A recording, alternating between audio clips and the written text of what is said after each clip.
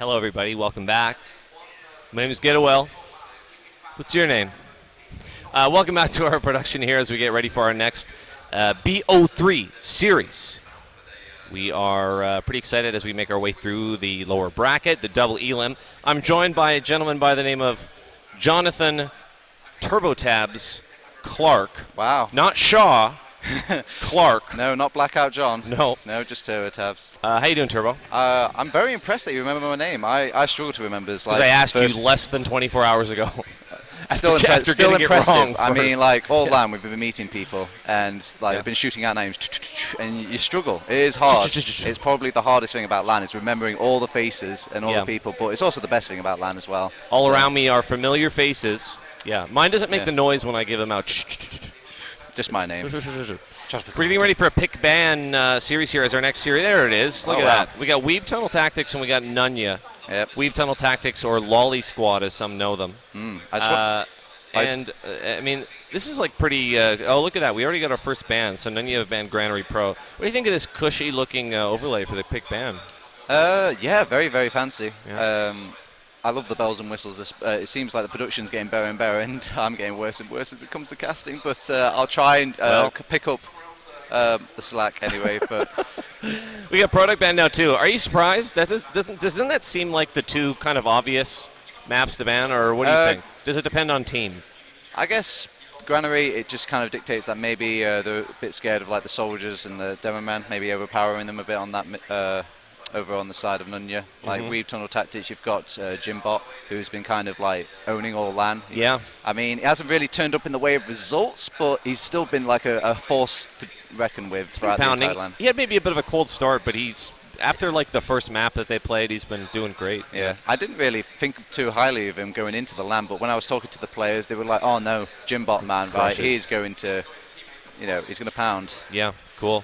So we've got product ban as well. We've got Snakewater picked, one of the quintessential maps in 6v6 TF2. Yeah, I think it's just a comfort pick. I think they like that map a lot. It's a map that I think Tobbs and Ignis like to play, and usually they've been. I would say they have had a bit of a hard LAN in the sense that they've been struggling to adapt. So maybe if they have a comfort pick, something they like playing, if they focus on getting them a good game, maybe the entire team can benefit from it. Yep. So first map is going to be Snakewater. We can see it there. The product ban is interesting. I think maybe they're just trying to cut out wild cards. Maybe Weebtunnel Tactics and almost saying to themselves, like, we're the better team here. We don't want any sort of like just wild cards. Is in what? As in off classers? No, like or a wild crits, card. Like it's like a wild card pick map. Yeah. Okay, I see. Yeah, I get what you mean. Yeah. We got process picked as well. Again, not a big surprise. Yeah. Snake and Process, I mean, two of the top, say, three maps that are scrimmed and pugged. I mean, Process was pretty successful for Nunya when they were facing off against Seven. They brought it pretty close. Chris was doing particularly well on that game until, obviously, Seven do their Seven thing. They adapt. Yeah. They get. If you give them enough time, they'll tend to edge you out. But I know that they were really, really pleased with their initial performance on Process, so I'm not surprised to see the Process pick come out here by Nunya. Yep, so we'll have two more bans now, and there we go. Oh, Jesus, that was... Wow, jeez, whoa, calm down. Man, they didn't even talk about anything. They know exactly what they were getting into, man. Yeah, and that's, boy, we felt like this banned two maps at first, and then they... Yeah, I think it's... I think the idea was like going into the upper bracket, one of the teams was supposed to get two bans as like an advantage, like inherently from the group. Oh, but because now it's switched back to the lower bracket, both teams get just one ban now. Yep, I think you're right. So Reckoner will be the potential decider in this best of three, which we've seen actually some fantastic matches already between yesterday and today on Reckoner, just among several teams. Yeah, it's a map that makes a lot of people uncomfortable. I mean, the fact that it has been around, but it's still somewhat new, and maybe players like Banny and whatnot obviously aren't used to the map because they don't really play it over there in America. Well, we said that, but I mean, we've seen on camera, we've seen Swift play Reckoner 3 times, and we've been so impressed by their play every time. Yeah. Banny has been, I hate to overuse the word pounding, kids, I hope you're not listening, but he's been pounding on that map really. Now, part of it is his whole team is they're working as a unit. Yeah, well, at first, like, Banny did struggle like at the very start, but and it was kind of carried a little bit by Salentis and Ali at the time, who were very strong on that map. They've always been strong, really, historically. We're getting off topic, though. We're talking about a team that's not even. But your point was that the Euro teams are a lot more comfortable. Banny, he's done an excellent journey to getting better where he is. But anyway, I'll bring it back to Nunya. We play it in ETF2L, not in ESCA. Yeah, it's seen a lot more, I guess, play than I expected. I expected, like, out of the gates, a lot of these teams would just ban it out because it's just a strange map, the new map, the uncomfortable one nobody really wants to bother playing and whatnot because it might get swapped out in a new season or something. But I guess maybe the new players have been playing it a lot more because they know that if they can get Reckoner on their side, they've got like a map advantage against like the higher teams who don't really want to consider it. So they're probably more well versed in that. And plus all the other maps, they're so familiar with it, they probably know what they're not good at.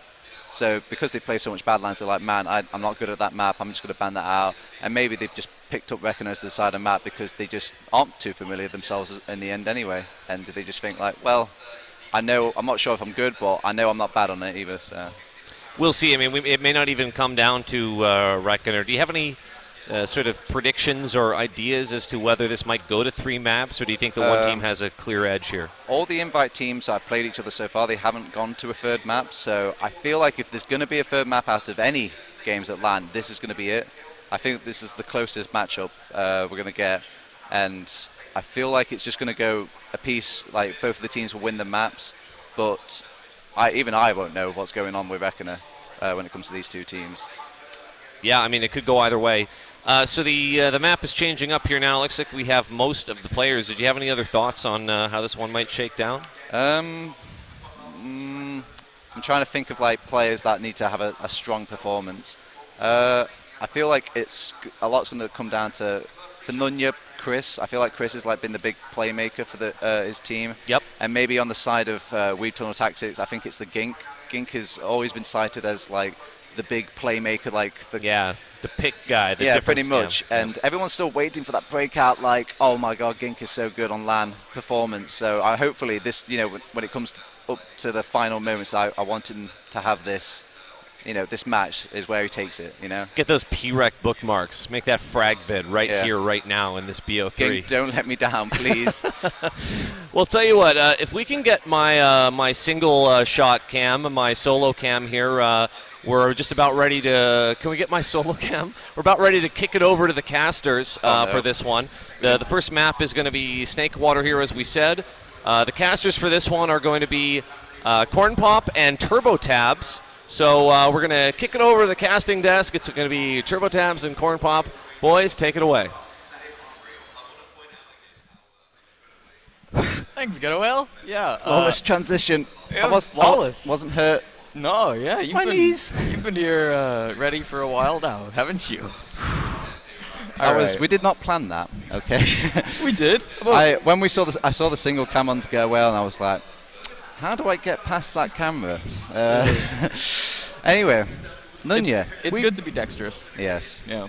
Sadly, I'm not. But Weebtunnel Tactics and Nunya, first map, Snakewater. Yes. I already forgotten already. I hope your potential. Process and then the Europe map. Very good. That's why we make an excellent team. Exactly. So I think from memory it was the Weebtunnel Tactics first pick, was it? Snakewater? Yeah, I think so. Yeah. Yeah, because they I think the other team picked Process, didn't they? Yeah, because they had Nunya had a great Process map, so that makes sense. So I mean, I've already kind of shared my thoughts. How about you, Cornpop? What do you think about this little Snakewater matchup? I was really excited watching these map bans and picks because, especially for the first two, I mean, I love watching Snakewater. I love watching Process. They're so fluid. There's a lot of great games that we tend to see on these maps. And the last one, Reckoner, I haven't seen too much of being an NA boy, but I'm still excited to see how it plays out. A little change of scenery is always nice. Yep. And as you said before, this is going to be a really close match. This is, I think, the first time invite teams have met in the lower bracket. So the team that loses goes home. Yeah. They're done. No more backups anymore. No more just citing like, oh, it's just 4 scrims. This is as crunch time as it gets. Oh, yes. So no more saving strats. They have to just bring out the best that they can possibly bring. And there can't be any excuses in the bar later or any just dribble, basically. Yeah, exactly. There's a lot on the line is what we're trying to say, because this is the last match for one of these poor teams. I think you'd probably give it to Nunya to be the favorites in this one. They did play in... Yeah, I could agree to that. Yeah, they played in Prem last season. Weebtunnel Tactics. They got first in High, which is still really good. Yeah. That's like the same level as Prem almost. It's basically low Prem. Yeah, yeah. So I think it'll be a really close match. What do you know about these teams, though? Like, they are playing with like stand-ins in a way, so these aren't exactly full teams that they're used to over in their online leagues and whatnot. But oh, we're starting. No time to talk about what I think about these teams. We're going over to our Snakewater map. Here we go.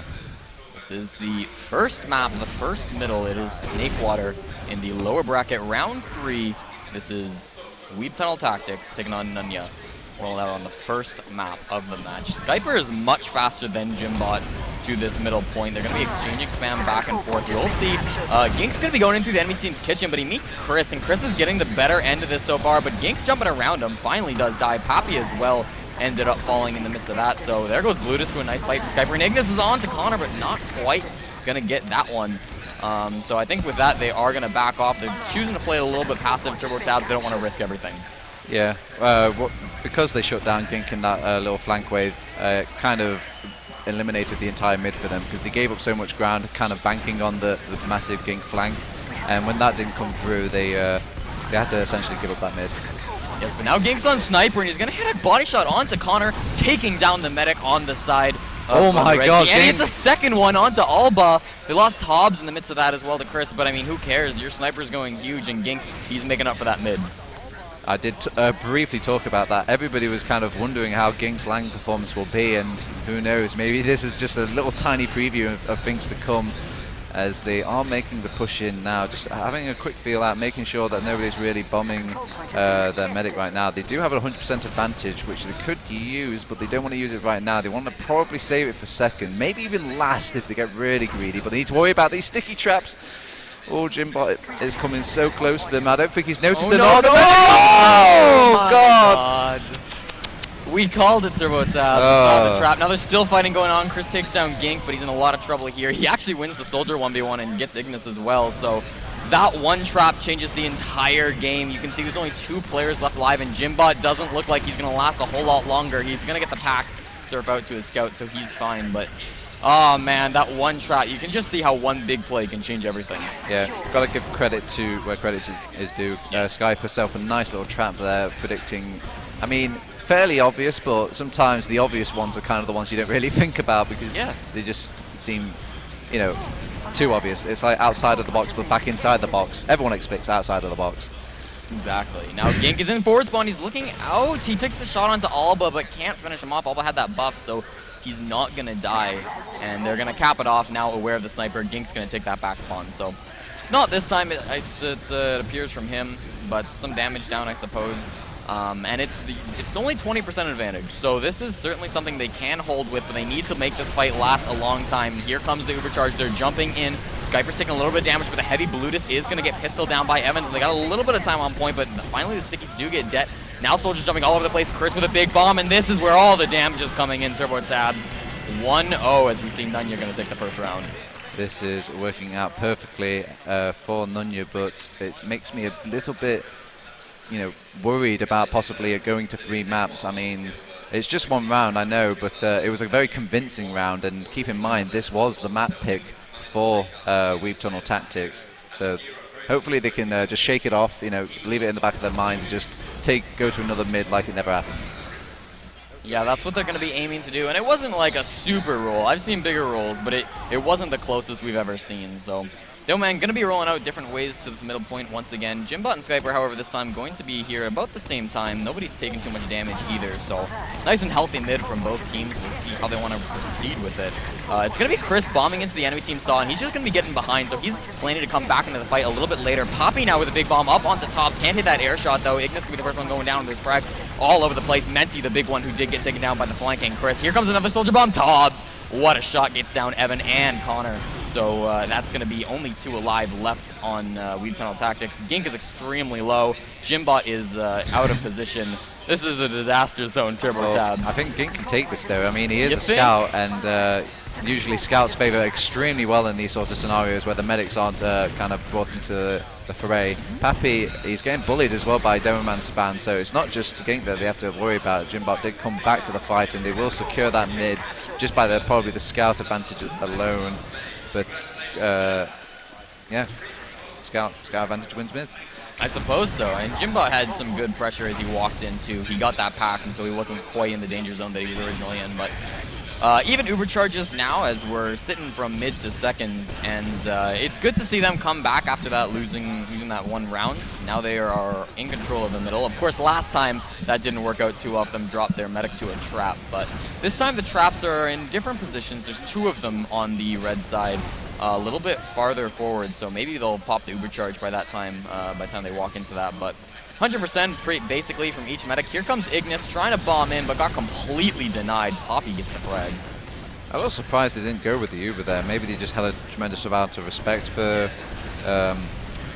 Was it Nunya there, or I can't remember who clawed back the Uber now that it's just been equalized. But I think it was the Weebtunnel Tactics who had the advantage, but they decided not to take the push with it in the end, and maybe just miscounting the Ubers during all the chaos. But they're making a slow push now from grass, and they're just trying to feel out and see if they can get some initial damage on somebody. They are pressuring Skyper tremendously, and it has forced Corndog's hand, and he will have to go back with his demo man. He has to get out as quickly as he can, but he might get cut off in this doorway, and he will do. Very well done by Jimbot there to cut off the avenue. And keep in mind, that's a demo man pick. That's huge for this last Cornpop. Yes, and Turbo Mendy never had to pop the Uber charge, so they're going to have that running into this last point. There's a heavy they got to take down an Alba, but they're all invincible. Shooting some shots into the heavy weapons guy.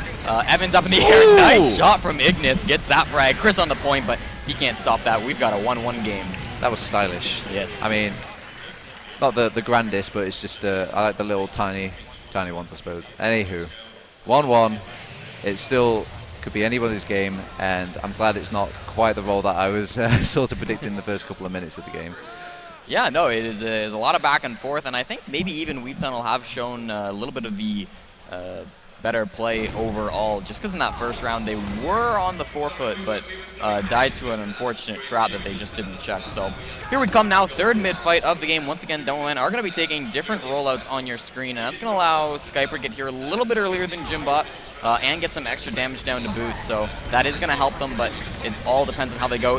Ignis and Gink both going to go in through kitchen. Now, Gink's going all the way around. Ignis is going to be coming out now onto Connor, looking for that frag too. Nice rockets, but Menti's in trouble too. Poppy bombs on top of him, and now there's frags going on all over the place. There's 2 very hurt players in behind the red team. Evans rushes down a soldier. Hobbs goes down. Poppy jumping all over Blutus and Jimbot. Blutus is extremely low. Now the rest of his team's coming in. They're going to pick up Jimbot, and Poppy gets Gink. It's only Blutus running back to his second point, and that's going to be a mid-win for Nunya.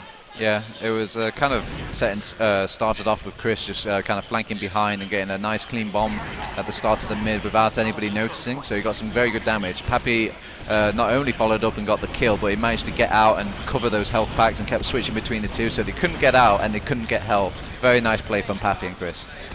Yeah, and interesting enough, they've actually come back out here on the second. It looked like Nunya wanted to take the second point off of that, but Weebtunnel Tactics were too fast, and they managed to force everybody out. So now we're going to be sitting mid to second. It is about 20% Uber advantage, so if they really want to get greedy, they can go with that, but it's going to be tough, and they're going to have to go really, really fast. So I kind of don't expect them to, especially when it's do or die, tied at 1.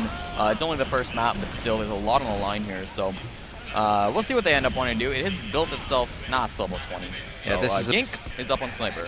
This is a big match for both of these, so they're probably going to show as much respect for the enemy team as possible. So I can't imagine they'll push, and they do have their overcharge now. They're having a quick pro and a prod at this soul room, but I don't think they could really find a pick here. But Gink will find the pick on the Skyper. That's an excellent pick. I guess just one of the many disadvantages of kind of spamming out with your demo man as well. Puts him at great risk, and he really is that much needed defensive tool when you're defending these mid points and mid pushes. As Chris takes out Gink in the back line, but they're still making this push on mid. Yeah, they're fighting on mid. There is a back cap going on, but the fighting so far, Alba's going to get the frag onto Tobbs. Now Chris is going back to try to fight this back cap, but he does lose his life to it. Ignis manages to take him down, so Now the blue team are pretty much back on their point. They've decided they don't want any of this. They're 2 down at the moment. And we might see a push-in coming here from Nunya. Ignis is going to bomb in, trying to get the force out of Connor. Oh, no, he dies for it, but that's A-okay with him. Why don't you pop that TurboTabs? The soldier's right there. I guess it was just kind of a synced up play. Maybe he was just too busy looking at all the spam. A lot of questions up in the air, but at the end of the day, he dropped it. And it was not the scenario that they were hoping for. It was a very nice advantage as well. They could have used that a great amount of success. They probably could have just won that second on player advantage alone and then push last with it, but we've now flipped it on its head. We're back to square one and they're making this push onto mid again, and this time there's no Chris to bail them out on the back cap. Oh yes, and Jimbot goes down extremely early. Chris kills himself in the midst of this as well. Alba's still chasing it on Blutus, wins that scout 1v1. And so as they tried to push in that middle point, they just lost all of their players. There was no Ubers on the field for anybody, and yeah, losing their demo really early didn't help. They're going to secure the second point, and Nunya are looking to get their last round on the board. Pappy and Chris are doing an excellent job of just kind of pressuring them out and doing these sorts of bombs and making it very difficult for them to push off. Even when Chris is not finding the back caps, he's finding kills or finding damage instead. And when they kind of go aggressive themselves over on Weebtunnel tactics, they're not finding the same success because it's just usually like one soldier that bombs in, and they're too busy getting mauled by Evans and Alba. Yeah, so Gink's up on Sniper to try to do something about this push that's going to come into them soon. There's a heavy as well, Blutus is up. Even Uber charges, so it's kind of on the attacking team to do something, but Gink's in an interesting position now. He could actually, if he's looking lower, oh, he shoots onto Chris, but hits the body shot, and that's not enough to kill. Taking another shot here, I think he might have hit Poppy, but now he's got to take a much more passive position. If he had gotten a headshot, that would have been really big right there.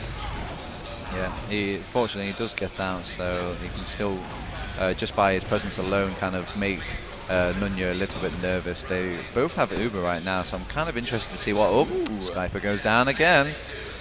Yeah, with that nice fully charged body shot with that Machina onto the Demo Man. They're going to look to push out of this, but they got to be careful of a back cap. There's not really any threat. Gink gets forward, gets a shot onto Evans, but again, not enough to kill. They're really thorough. They don't want to have to lose anything. The skill stick comes out from Ignis to take down Chris. Poppy's jumping away as well, back on the point. There is still the sniper threat, and you can see how Connor's just being pinned down. He's forced to pop the Uber charge off because he's scared of that sniper threat.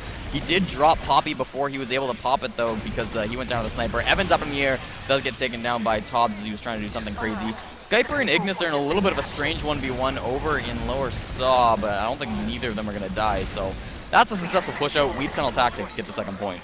With Ignis getting that strange kill into the cheese area with his skill stick, he managed to get behind and put them a little bit of a bit nervous over one side of Nunya. They were a bit worried if we should deal with that, but they needed to kind of keep their players there because they were busy being too pressured out. But Connor couldn't move because of all the sniping from Ging. It was a horrible situation for Nunya, and honestly, I'm impressed that they didn't even lose mid as well. Yeah, they did just lose Jimbot, of course, Weebtunnel Tactics did. They traded for Chris, though, so no aggression is going to be coming out of the Nunya boys. About 90% Uber from both medics now. It was a slight ad for Weebtunnel, but no big deal there.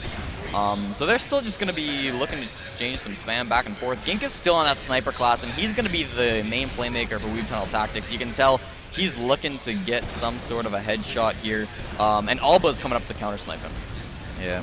The headshot will have to do. He's been picking off Skyper constantly, but there's the Evans pick instead. And sadly, I don't think it'll be enough. I mean, because you've got a sniper in your team, you're oh, well, really... it's going to be enough to send their soldier in, and Chris gets sniped by Gink as that distraction happens, so Ignis wasn't able to get a frag, but Gink is going oh, he's got the sideline! Oh, Albert is trying to counter-snipe, but can't quite find each other. They will get the kind of body shot onto him, and they will actually exchange Ubers into the saw room as well. The Menti will respond in kind with his own Uber, and now they're just trying to chase him down. Fee wants to go forward, Jimbot wants to go forward, and they do slightly push them out, but the turnaround is here from Nunya. They want to push them back. Tobbs is trying to slap them back, but I don't think he's got enough spam, and Albert will actually pick off Gink, so now they don't even have to worry about the sniper, and everyone's just kind of entering the blender at this point. Nunya kind of throwing it away there. They're a bit disconnected from the medic. Only the sniper's going to stay alive. Connor is stepping forward for some reason. Very risky. He's brought down so low, but Pappy will get the Ignis kill. A banner gets popped off during all the frays. Well, Pappy's jumping in, trying to get behind,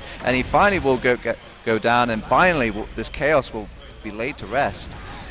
Yeah, everybody forced off that middle point. There's no one here at the moment. Now Chris is going to get here, so That in all went well for Nunya. They are at a 40% Uber advantage, so that is going to be something they can do things with. Gink changing off that sniper class, coming up on Spy, it seems. So that's the play for them, and I kind of like this. You know, Gink's been on Sniper over and over again. They're going to expect another Sniper, but I'm not sure they're going to be expecting a Spy in this situation. Yeah, he is rocking that cloak and dagger. Did he bump into him though? I'm not sure. I don't think so. Oh, okay, well. Almost. He's just playing the security camera at the moment. There's not really a good opportunity for him to actually get out. He's too busy watching soldiers to ping pong stickies away. He finally gets behind and he's lining up the Connor kill, but he's going to skip past Alba first, and he goes for the Alba kill. I feel like he could have got a bit greedier there, but you know, he'll take him where he can get him, so he will get the sniper at the very least. They do force off Connor, and he is kind of battling out with the ambassador, but he will go down eventually. But Corndog lives during all of that, but they can maybe just take the mid off the player advantage alone on the side of Weebtunnel tactics. Yeah, Tobbs and Jimpod are not stopping the aggression. You think Chris is going to go down as he's on the retreat, and the medic is so low. Connor barely makes it out alive with just a fraction of the health left. So he is lucky to be alive today, but they aren't going to be lucky enough to hold on to that middle point. Skypers are trying to do some spamming as well, but now we see the mid to second, and it is, once again, slight ad for Menti, so with 75 on his Uber charge, and Connor's maybe not building quite as fast, so this could be pushable for them. We'll have to wait and see. It's going to be about 30%, so that's goable, but they're really not going fast enough. I don't know if I like the decision to push if they choose to. Oh no! Ignis goes for the jump, but he fails it, and he fails it twice. Alba takes him down. Yeah. This match is a lot closer than I thought it'd be, Cornpop. Yes. I mean, it's practically down to the wire. 15 minutes on the clock remaining, 1-1 apiece. I mean, it should reasonably, it should go to Weebtunnel tactics, but Nunya, they don't want to give it up free, and they're just, at the moment now, trying to pressure through Saul. Chris makes his jump in, but does get sort of air shot and dealt with by Tobbs. So they're just going to back out. Maybe they were thinking they could get back some spam backing up from Saw, but they couldn't really coordinate that in time. They're pushing from drop down, going all the way to grass, seeing if they can kind of slow push it, but they've lost Bloodis at the very start of this fight as well. Pappy's going in for a bomb. He's pressured out Tobbs, and Menti's actually opted to keep Tobbs alive with the Uber, but they don't really want to push with it. I guess they're scared of the counter Uber coming out from them, and they just feel a lot more comfortable going back to the midpoint and forcing them out instead of just forcing them there. Yeah, they really, it wouldn't have been a good Uber charge for them, so I kind of like the decision to back off. Now they have to see what they can do here on middle, though. They want to force the Uber charge, and Ignis is going to be the one going for it, but he didn't expect the medic to be coming in through kitchen, and he just loses his life to Evans in the midst of this, and his team's a little caught out. They're fine, they're backing off. Connor did pop the Uber charge off, though, so they were thinking they could get something in. They didn't want to lose their medic and players, so that is going to be Uber advantage once again for Weebtunnel tactics. So this match is so back and forth. I noticed Tobbs is on a banner as well. I believe that's the Battalion's backup. Yeah, so they've got Gink on Sniper, however, but they have the Uber advantage now because I guess they didn't expect them to pop that Uber during the mid push, and it did look like they had it under control. They just kind of used it towards the tail end there to really secure that mid. But now they've just got the sniper, and it's very difficult to push with the Uber advantage when you've got a sniper. It feels like you've got a man down, and it's a tremendous pressure on your sniper to kind of snipe during these messy, clumped up fights. You've got your own players getting in the way during all the chaos, and usually most teams will just opt to kind of wait patiently and hope that the sniper finds a pick first, and then they take the fight. Yeah, I don't know. These teams, they're just not willing to push off of these advantages that I would think are pushable. Maybe not the easiest free push ever, but I guess waiting for your sniper is a safe bet, especially in an important match. Gink with a headshot onto Evans. That is exactly what he was looking for. Still taking the pot shots onto Pappy. Chris is going to be doing some spam work, and he's going to get the frag in the end as well. Ignis and Gink both end up going down in the midst of that. So with this two-player advantage, I mean, Evans is down, but with the one-player advantage, I suppose, they're coming into the second point, and Tobbs is going to bomb up onto Pappy. He's got to get sent back, and they're in a bit of a rough spot. Here comes the banner out of Tobbs, but Chris is coming in behind. You got to watch out for him because he is going to be causing some chaos. but he's going to meet the respawners. Oh no, he's sneaking past them. He's trying to spawn camp them, missing all but of he's his missing rockets. everything. Skyper's actually with a big bomb in, forces the Ubercharge out of Menti as he finally has it. Now they're coming in. Finally, Connor pops his Ubercharge off in response. Ginks is in 1v1 with Alba, but he's losing it pretty heavily. Alba gets those 2 quick shots. Popping in on a Jimbot as well. Chris follows him up with a nice rocket there, and there's frags all over the place. Menti has gone down, but Connor is managing to stay alive on the second point. So in the end, it's going in favor of Nunya, and they're looking to push in the last pretty soon as they get this Ubercharge advantage built up. A very strange scenario in TF2 where you get behind and you do so badly that you miss all your rockets that the enemy team doesn't know you're there. So all he did was just stay back and was ready to spring the trap for the second push in against Weebtunnel Tactics, and this time he managed to hit that floor that he was looking for. But yeah, if he didn't miss those rockets, they probably would have caught a sniff of Chris earlier and would have killed him and then pushed out against Nunya there. Yeah, so now they're setting up for the last hole, it seems. Gink is up on Engineer. That's the only off class they have. It's a level 2 gun in a little sneaky position, so they're hopefully going to spot that out beforehand, but they may not. They're going in through under, and now they are just spotting that sentry gun. Skyper's going to take it down with a quickie bomb launcher fairly quickly. Menti got thrown way up into the air, but popped the Ubercharge off in time, so they didn't really push with the advantage they wanted to, and they're just slaughtering these players. Connor went down to the heavy of all classes, and so unless Poppy or Alba can pull out some crazy miracle strat, I think they're going to have to back away. Alba's going for the back cap, though. It's almost like they made that push, didn't expect you, remember that. Alba, he's going for the back cap now, but with Gink on it as well, and that times 4 cap, there's nothing really going to come from that little back cap. He will manage to actually sneak back into his team though, so no harm, no foul. But yeah, it was just a little weird in the sense that when they made the push in and the counter Uber came out from Menti, you still saw the air shot attempts when he got launched up in the air. It's just, I guess, muscle memory coming out from Skyper. He just can't help but resist a good YouTube clip. Yeah, I mean, even if they're Ubered, I'd say you can still put that in the frag video. 10 minutes left in this map, though. This third round has been very slow, as Gink hits a shot onto Pappy. He's at 10 HP, has to back off. But yeah, not a slow, but it's been very back and forth. It's just a slow scoreline. Long is the word I was looking for. A long third round, but an entertaining one at that. Gink is going to be peeking now, and he's going to see Chris. There he goes. What a shot onto that soldier. So with that 1 pick advantage, they can do a few things here. They can try to work Gink in a little farther. They can go for a sack. They might want to push, but it doesn't seem like that's what they're going for. Yeah, just going to sit around, I guess. You need to keep in mind that Chris will have those forward respawns because they're holding that midpoint as well, so he hasn't got much time to kind of capitalize on an extra pick attempt. But now Chris is probably back with the rest of his teammates, and they just have to start back at square one again, try and find that initial pick, see if they can get another pick on top of that, or maybe just be brave enough to take the fight mid. But they're too scared of doing that because there could be an Uber fight that happens, and every time they lose a pick themselves, it's a lot more damaging to their team because their respawns are a lot further away compared to Nunya's. Exactly. Now we see Gink. A shot did fire out from him. There's still no counter sniper or really any response on the side of Nunya, so you can tell they're really not super scared of Gink, which I would say they should be. I mean, Gink's been putting on the hurt this match. Maybe not like crazy much, but it's still been pretty effective. I don't hate the fact that he's on this class. Yeah, it's I think effective is a good word. Yeah. Like oh, there you go. See, effective. There's some more effectiveness going out. Yeah. Maybe he'll push up his effectiveness and get a nice and effective shot onto Connor. He's aiming up. He actually gets the Evans kill. He kind of does the bodyguard there. Jumps in front of his medic and takes him out for the cause. He will get a counter double kill from Skyper, spamming out the choke area, trying to back up Gink. But yeah, I guess everything has to go through a reset there. Both Ubers got popped out, and Gink goes down. Not really a great player advantage. There's some skirmishing happening on the grass area though whilst I'm talking about all this quiet time.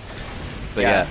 Oh, Poppy actually gets denied as he's trying to bomb in. Pops hit a nice shot onto that soldier. So now they're coming in. We hear a banner being popped off. It is on the side of Weebtunnel Tactics, and with that and with the 1 pick that they got with their sniper onto Alba, they're going to be coming in. They don't even care about the stickies, TurboTabs. They'll take that damage. Poppy trying to bomb in onto the combo, but again with this buff banner, they're not taking a whole lot of damage. Tobbs goes down in the end here, and we see a couple of players that are bombing in. Chris gets the frag on a Jimbot, does die for it in the end to Ignis, but sniper shots are still rolling out onto Connor. That is going to be the one that matters. Ignis is coming up onto Evans as well, trying to hit the shot. Evans is not long for the world. There he goes, and that's going to be 100% Uber advantage for Menti. They're looking to push in and finally break the stalemate. not just that, they've got heal advantage as well. They just need to buff up and start walking all the players. Get a nice little blob going and be like the anti-bomb defense when in pushing this mid. And with the sniper as well, they can kind of heavily pressure them back, make sure they're just not kind of meat grinding them and just spamming them out, as the sniper can really punish that play. But the Opto actually sent Pappy behind, who has brought back 2 players, and it will make trying to get this mid a bit difficult, but they've got the safety net of their Uber intact. But Ignis does go a bit further than he was really necessary, and Pappy is still somehow backcapping. Eventually he'll get cleaned up, but look at all these players he had to bring back, and with Ignis going down, they just didn't feel confident holding on to that mid, so they decided to back out. They have got the Uber advantage, and such a huge Uber advantage that they can just make the push again. So here we go, second attempt, but they've also got another attempt at the back cap over on Nunya. This time it's Alba's turn. Can he do a bit better? He actually gets the trade onto Bloodless, brings back 4 players, and you do see a bit of Gink sniping, but he's not really branching out on his sight lines, and got these pesky back caps, Cornpop.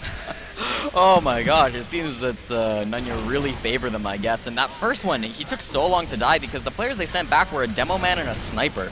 I mean, that's not really the classes you want trying to take down the back capper. Those are the classes you want fighting on mid. So with that, they took a really long time to kill the first back capper, and now they're not even going to get that point because it's even Uber charges. So Alba's up to try to counter-snipe Gink. He's done this before, but Gink has played a lot more sniper so far in this match. You'd think he'd be a little bit more warmed up, but you never know who's going to hit these shots in these sniper battles. Which would you say is the better sniper between these two, if you know them? I would say historically I think it's Gink, but I know Alba is quite a sniper himself, or at least he used to be. I haven't really seen him too much recently. He's kind of, he used to play a lot of the game way back when, and then took a hiatus and then came back to the game. So I am interested to see if he can maybe hold his own on the sniper like I remember him. Well, that's the question at the moment, is who's going to win this sniper battle? Because I don't expect much to happen until these 2 snipers do something with their lives. So looking through the saw room is going to be the play. They're taking these shots, but of course they have to play it safe because they don't want to get taken down themselves. That would be a huge opening. Chris is taking a lot of spam actually from Ignis over on the flank, but he's not going to die. He's going to be able to get back up to his medic. So that would be pretty bad for him and his team if he went down there. But still snipers, not hitting anything. Yeah, keep in mind, both of these snipers are getting buffed up plenty during all their little peaks, so not even like a plain old headshot will be enough. Oh, they can actually take out the sniper too, and now Albert has got a tremendous advantage for his team where he has a bit of free reign to kind of do what he wants in some sense. I mean, when you're getting pressured by a sniper, you can't just keep taking the same window over and over and over again, because eventually you will be counter-sniped, even if the matchup is a bit favorable in your own right. And with Gink going down for just a little bit, maybe you can make use of the opportunity. He does get eventually spammed out, but he's firing off some shots here and there, but not finding the headshots that he's hoping for. And we're going back to the drawing board. Yeah, Gink's taking, or Alba's taking a lot of these shots, but they're all kind of just 50 damage body shots. There's a spy on this field though. Gink is deciding he doesn't like the sniper v sniper matchup. I kind of like that decision for him. Change it up a little bit, but it's a little predictable. Poppy is going to be looking through this window. I don't know if he's going to commit to it. They have taken a little more ground in Saw. You can see they're all getting aggressive. Ignis is very low in a 1v1. He should die here. Gink. Alba's right there. Ignis, what? With the skill stick, takes down the full health sniper on like 2 HP. Gink oh is my still god, in as well. they didn't see Gink at all. He was just disguised, sat in the corner. Weren't they kind of curious why a team member was just sat out there playing timeout? Oh, I think they're looking around now, though. They might know, or at least suspect, but there are a lot of players turning around at all times. So I think they might have just seen them. Maybe they saw him. They're like, wait a minute, was that a spy? I think they maybe it was subconscious, like they saw him subconsciously and they thought they were thinking about spy, but they just weren't consciously knowing, like, oh yeah, I just saw a spy. So they just now they're having a real good check about it. You even see Connor, he's kind of like twirling every 10 seconds just to really make sure. And oh, it looks like Gink wants to set up a ambassador play onto Connor. Ooh, don't really get to see this much. Oh no, he's deciding to actually see if he can sneak in. And no, Connor's checking all the time. Look, he's calling them out. He says, that's a spy. I'm seeing a spy. He's trying to put his best attempt on it. He's like winning the Oscar, but not quite over on Gink. He was pressing the A and D like a scout does, but not quite convincing enough. They will make the fight happen, though. They exchange Ubers, and they're taking the fight to second. It looks like they have to back out Weebtunnel tactics, but do they? They pop off a banner, but Tobbs hasn't let go of the key. He's actually dragged it all the way to last, and now he can't really spam. He has to just hold on to this mouse forever until they actually push. Yes, and they have to push soon because there's only 2 minutes remaining in this map. So I imagine they're going to let the time tick down unless they get a really good opportunity. So if there's no chance of being rolled coast to coast, I don't even know if there is at this point.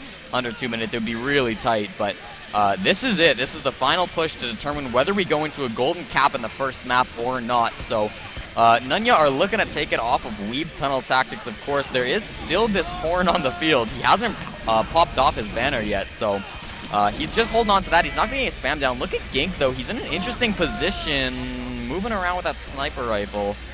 He's going to peek it now. Alba's right there, but there's nobody else. Oh, Connor could go through that door. No, he's going to shoot at the scout and lose his life. Yeah, Alba having a... No, he's actually going to go back. I wonder if Tobbs didn't pop off that banner and that noise didn't go off, that it might have dissuaded Nunya. There we go. Now he lets go the key, and everyone's feeling that nice little buff, that nice defensive buff over on the side of Weebtunnel Tactics. And there's still Skyper still wants to go in though, but the rest of his team like, Skyper, what are you doing? Go back. Well, it's too late. Tobbs jumps him, and he will get cleaned up. Chris, he's hiding though over on the other side of the map. Yeah, but Weebtunnel Tactics aren't going to push off that. They know the clock.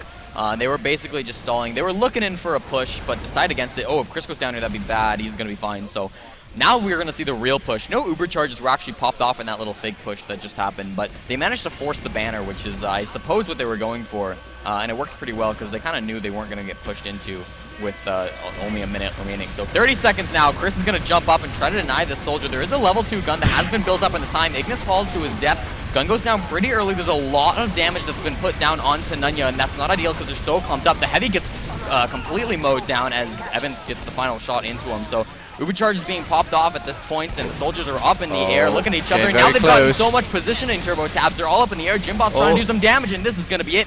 Poppy, the last player alive, isn't going to be able to stand on it in time, and we're going to a golden cap. I mean, it had potential for a moment there. They took out the sentry gun. They got the pick onto Ignis. They forced out the Uber, and it was just getting... Time was getting closer and closer, though, and because they played it patiently, they knew that if they just held back for long enough, made sure that they held on to that point from like an arm's grip, they could just wait for the time to kind of bail them out there. So 1-1, golden cap. You are right, Mr. Cornpop. We are treated finally, I guess. Well, actually, no, there has been golden caps, but I don't think I've seen an invite group golden cap. Maybe. I don't. Yeah, I'm not sure if we've had one in stream. Oh. Okay. But yeah, it's going to be really good, I think, this golden cap. These teams, as we said earlier, are very equal in skill. Even if they are a little lower on the bracket, it does. I mean, it's good TF2. I'm happy with what I'm watching here, and I'm excited to see what this happens. And this is only the first map. We could have 2 more of these TurboTabs. I know. I'm maybe a little bit worried for Weebtunnel Tactics. I mean, when you pick a map like this, you're kind of thinking like, all right, you know, we have a good say into like thinking, going with our best bet of like winning out the game. And if it's this close, you know, kind of makes me curious how the Nunya map's going to go. Yeah, I mean, you'd hope at this level the teams are kind of good on all the maps, so it wouldn't have too much sway. But, I mean, we've seen in the tournaments, maps do have quite a bit of sway. But it depends on the teams. You know, if you're only bad at, like, one map, or 1 or 2 maps, you can ban it, and then maybe the other team won't pick it. And so I think most teams are good, at the very least, on all maps, even if they have one maybe crutch map. So I don't know if it'll be a huge deal, but it is something to think about. Yeah, well, we've had the results. Well, I mean, we've had a good preview in a way. What is it? Change your mind at all on who do you think is going to win this map? I don't think I gave a prediction at the beginning. Don't you not? Well, you could squeeze one in now. Ooh, man, I would think at least Nunya, because they are coming from Prem. Yeah. But we've seen how close they've been. I mean, not to sway your opinion or anything, but Pappy and Chris are a LAN champion. Ooh, yeah. Are they? Yeah, they won a Games Assembly. All right, well, I'm going to say it's going to go 3 maps as we're going live here. 3 maps, and in the end, Weebtunnel Tactics are going to lose, and Nunya will get it in 3 maps. But they're going to win this one. All right, okay. Yep. All right, I'll accept that. But I'll keep going with the Weebtunnel Tactics thing. You know, both teams take their own map. Still got to stick with it, as I think we're going live. Yes, we are. Demo Man are rolling out on your screen. So this is the golden cap. You score once and the game will end. So this is to determine the first map in this best of 3 series. The loser gets knocked out of Insomnia61. They will not get to play any more matches and they will be going home. So this is all or nothing. Chris is going to be jumping up onto Gink. He's going to go into Saw, and Alba's taking a lot of damage really early as well. Poppy's going to trade with Ignis over on the flank, so 1 soldier down on each side at the moment. Chris now coming in with the flank, and what a pipe from Skyper onto Tobbs. That is going to help them a lot, as we can see that the Weebtunnel tactics have backed off. Blutus goes down to a crossbow from Connor, and here comes Chris with the flank, gets the medic pick right at the end, and they're not even done. Skyper's in on Jimbot, and he's hitting some pipes, but it's not quite going to be enough. Watch out for Gink. He's still roaming around as well. He wants to get some crazy pick, and he's right in onto Connor. Can he get this frag at the end? Oh, not quite. Skyper with that long-range pipe. They really needed that Gink. He made an extremely good go of it, though. Usually you never see a team kind of give the opportunity like that, because it's so easy to telegraph and see coming. You hold your tab key and you see one scout up, you're like, I've got to expect a scout around every corner. They're Ubering in, though, however, Cornpop. Oh, and they're chasing the heavy back in a spawn. Meanwhile, Alba's getting a lot of time on point. Tobbs has to bomb it, but there's so much time already. They need to all stand on it. Otherwise, they're just going to lose the game, and that is it. They get the frags in a very fast golden cap. Nunya are going to take the first map. Wow, I mean, if you blinked for a moment there, you would have missed it. That was so quick compared to the long, elongated final round that came to the golden cap. Yeah. I mean, why did Nunya just not do all that stuff in the first place? Well, I mean, I think the nerves might be a little part of it. Yeah. So, do you think it comes down to, like, Nunya played very well on this map, or do you think Weebtunnel Tactics maybe choked a little bit at the golden cap? I think it might have been a little choking from Weebtunnel Tactics. I'm interested to hear what our analysts have to say about it, though. So if we want to listen to them for a little bit, and see you in a few minutes.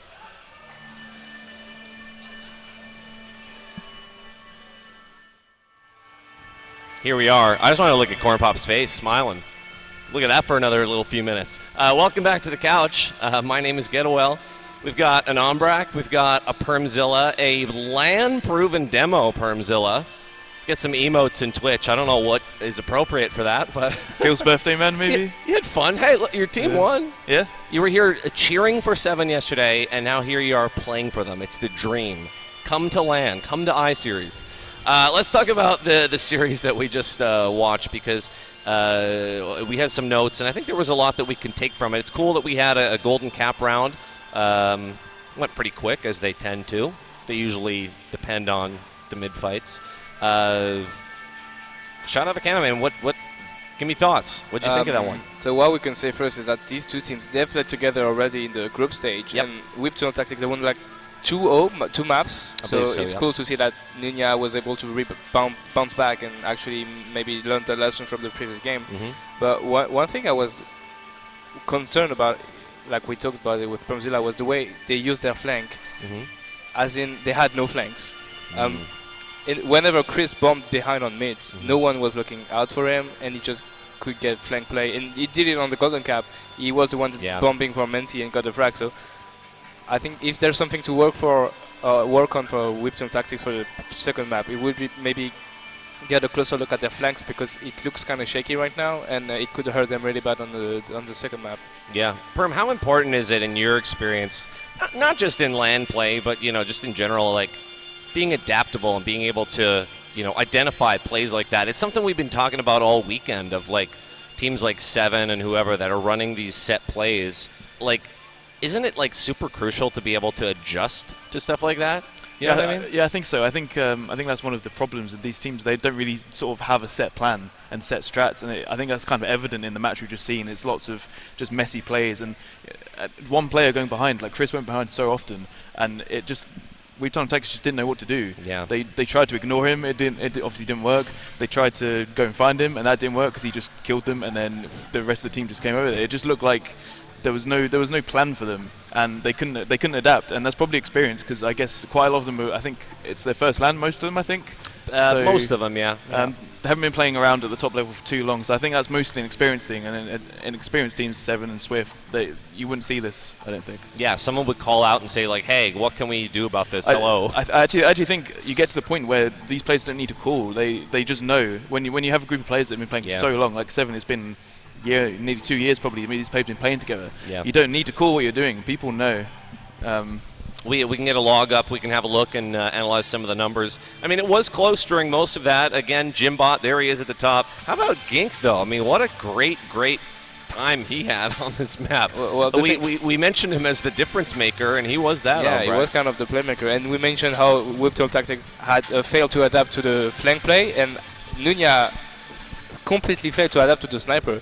They were giving Gink so much room all the time. He had so many lags, and one thing we really liked about Gink was when there was one down on Nunya, he wasn't just sitting on last waiting for someone else to pick. He was picking really aggressively into the lobby, and that's really interesting to see that, because he wants to create plays. He doesn't like these teams. You mentioned 7. They're like the opposite of them, because they're not really patient. They don't really know how to play startup, waiting patiently game. So they like to be aggressive. They like to burst through the chokes and all, and that, like, even he was 1-1, and when we see the scoreline, we could be like, oh, it was a boring game. It was not really, because like there are a lot of stuff happened because they always try to make something happen. Yeah, they're not waiting for it to come into their laps. They're like going to find the plays. I mean, 9 headshots, which is pretty damn good for a single map. What else? I mean, we talked about Chris already. That was just kind of like punishing over and over again. What else stood out to either of you guys? I really liked actually one strat that Weebtunnel Tactics did. Yeah. They were holding last, and actually they got a pick on one of the Nunya players. And it's a strat, I think they probably stole it from 7, at least I think they first introduced it, where you push into top lobby and you just give your sniper room. You can just put your sniper on that bridge and just give him room. And then with the pick, it's not as risky as pushing out. You don't have that risk, because pushing out in Snake Oil can be difficult. Yep. So it allows you, and basically they got another pick, and then you can push out with 2 picks. And I really like that play, because if it doesn't work, you can just fall back and you're back into the normal It's position. very safe, but it's also can be effective. Yeah, and I think a lot of teams would just try and push there. We've got a pick, let's push, and it would backfire. But I really like that play from Weebtunnel. Cool. And so that's the first map. Now, we talked about whether we think it's going to go to the full 3 maps or not. It looks like it could go either way. I mean, we'll see how the next map plays out. But, I mean, what do you think? Is it going to be 2 in a row? It's too close to call, isn't it? Yeah, it's really hard to tell, because, again, it all depends on will these teams be able to figure out what went wrong, and could they fix the mistake? Let's look at the logs. Look at Bloodies. He used Pocket Scouts, and you went 3 for 11. That's as rough. a Pocket Scout, you don't want 90 that. Don't want that to happen. So 90 DPM. Yeah, it's like we don't really want to call out people. That's sub-Permzilla levels. No, but I mean, yeah, that's. We're not just trying to roast players. I mean, that's definitely indicative of some real problems that you can't do that again. that could be the difference between them drawing and winning that map. I mean, this is 6v6. This isn't some 9v9 or 12-12 thing where you can have a bad performance and it's okay. It's really important. You can't struggle like that in 6v6 and expect it to just be all right. The second map was what was the second map again? Gully? I have no idea. Something? Who knows? Who knows? Process. Thank you, TurboTabs. Doing double duty. So Process, we're good. I mean, what do you think has to change? I mean, is there any obvious thing that either of these teams have to change, or is it just this general theme that we've been talking about of try to be adaptable, try to make things happen? Is there anything other than those just vague pieces of advice? Well, Process relies heavily on how well your scout can perform, and we've just talked about Bloody, so obviously he has to step up. Yep. Otherwise, because if he doesn't, no matter how good his teammates will play, it will be really hard for his teammates. Yeah. And we've seen, I think Ging played more sniper than scouts. Yeah. But I mean, it was working. Yeah, and Process is such a sniper map. There's such a sniper-friendly map. So even longer sniper angles than Snake. Better than Snake Water. So when you're Nunya and you're going to play Process versus Yad Ging, considering how much harm he did to you on the previous map, you must be a bit like shaky, I think. Yeah. Is it just the scouts, Perm, having to, not necessarily just blood us, but I mean, obviously, you want your scouts to be cleaning up frags as much as possible. Is there any other obvious stuff that jumps out to you that either of these teams might want to work on for the next map? Well, I think as we spoke about before, Weebtunnel with not dealing with the flank on mid, I think they could actually like benefit from this map because process mid is very open. There's not really room to go behind, and I think that was probably one of the main weaknesses last map. So I think it'd be interesting to see how they do this map with that, and along with, as Ombrak said, Gink sniping probably quite a lot again. I think this could be quite a strong map for them.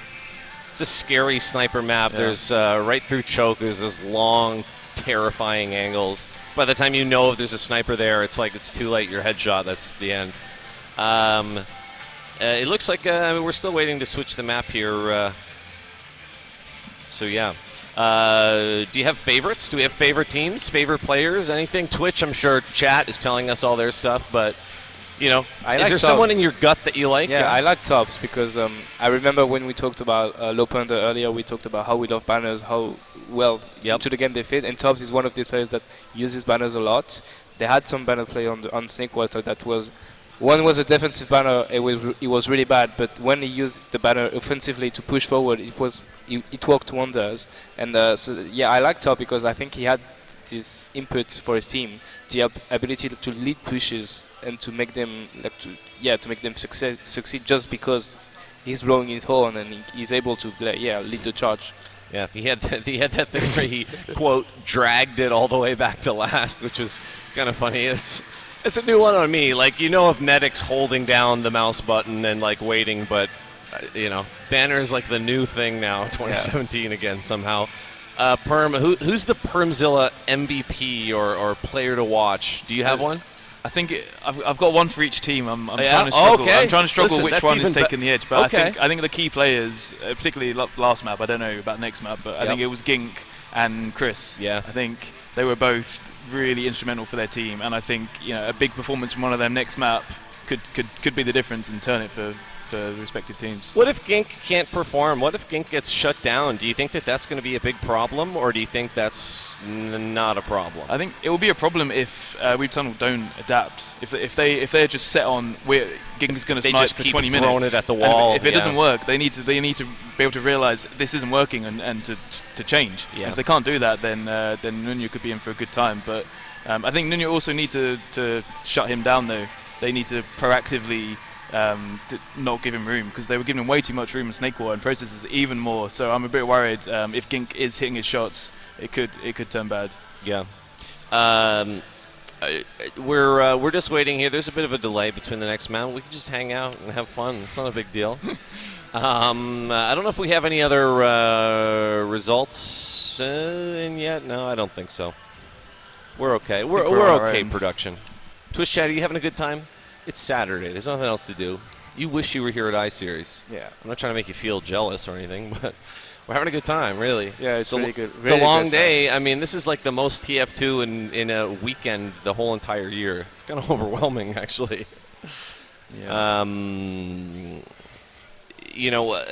What you were just saying just then, I mean, it's fun watching some of these teams. I don't think that anybody on either of these two teams, we talked about it, neither of these teams are going to go right to the grand final and win. They're not going to be up on the main stage, but it's all about pride and about fun too. It's been fun watching, and it is important, right? I mean, even if you're on not a great team, no one wants to come last. We talked about it already.